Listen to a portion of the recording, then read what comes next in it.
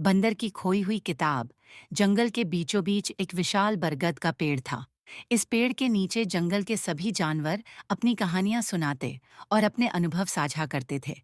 यह पेड़ केवल एक साधारण पेड़ नहीं था।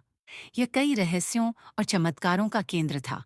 लेकिन आम इस पेड़ के सबसे बड़े रहस्य की जड़ें बंदर की उस अद्भुत किताब में थीं, जो बरगद के पेड़ के नीचे गुप्त रूप से छिपी हुई थी। यह किताब बंदर राजा मदन बंदर की थी।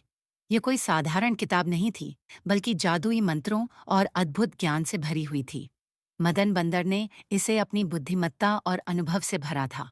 कहते हैं कि यह किताब जिस भी जानवर के पास होगी, वह पूरे जंगल का राजा बन जाएगा। एक दिन मदन बंदर की किताब अचानक गायब हो गई। सुबह जब बनका या पायसी जब वह बरगद के पेड़ के नीचे गया, तो किताब वहां नहीं थी। वह घबरा गया और चिल्लाया, मेरी किताब कहाँ गई? अगर वह गलत हाथों में चली गई तो पूरा जंगल संकट में पड़ सकता है। मदन बंदर ने तुरंत अपने वफादार दोस्तों तोता, गिलहरी और हिरण को बुलाया।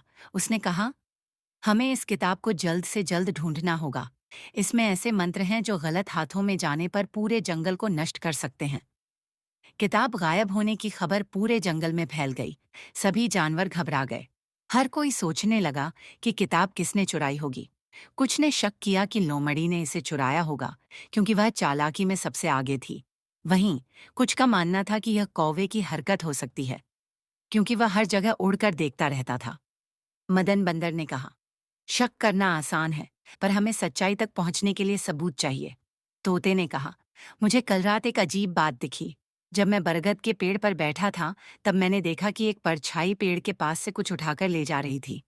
वह परछाई एक जानवर की थी, पर मैंने उसे साफ नहीं देखा।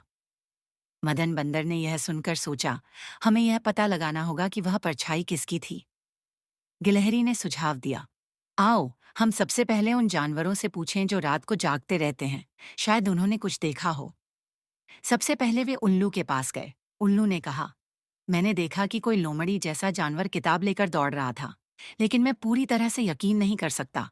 अब लोमड़ी पर शक बढ़ गया। मदन बंदर ने लोमड़ी को बुलाया और पूछा, लोमड़ी, कल रात तुम कहाँ थीं?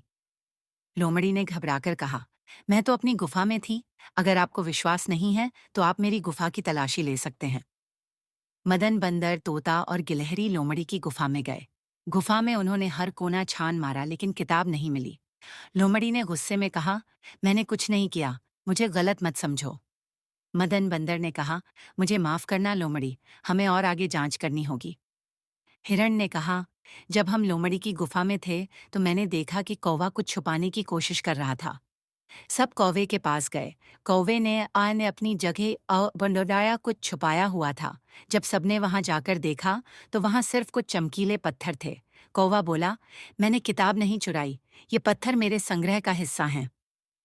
अब तक किसी को नहीं पता चला कि किताब कहाँ है। मदन बंदर निराश होने लगा। तभी तोता बोला, क्यों ना हम जादुई झरने के पास जाएं? वह झरना हमें सच दिखा सकता है। जंगल के बीच एक जादुई झरना था। कहते हैं कि इस झरने के पानी में देखने से अतीत की घटनाएं दिखाई देती हैं। मदन बंदर, तोता, गिलहरी और हिरण झरने के पास गए। मदन बंदर ने झरने से प्रार्थना की, हे जादुई झरने, हमें दिखाओ कि मेरी किताब कौन ले गया। पानी में धीरे धीरे एक दृश्य उभरने लगा। सबने देखा कि रात के अंधेरे में एक सियार किताब चुरा रहा था। सियार ने किताब को अपनी गुफा में छुपा दिया था। मदन बंदर और उसके दोस्तों ने सियार की गुफा का रुख किया। सियार उन्हें देखकर डर गया। उसने कहा, मैंने कुछ नहीं किया। मदन बंदर ने गुस्से में कहा, झूठ मत बोलो, हमें पता चल चुका है कि तुमने मेरी किताब चुराई है। जल्दी से वह किताब वापस करो।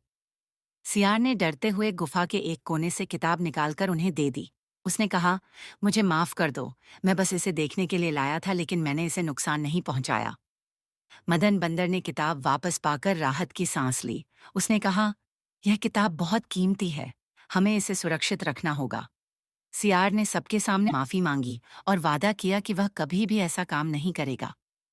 मदन बंदर ने सब जानवरों से कहा, यह घटना हमें सिखाती है कि लालच और चोरी से केवल मुसीबतें आती हैं।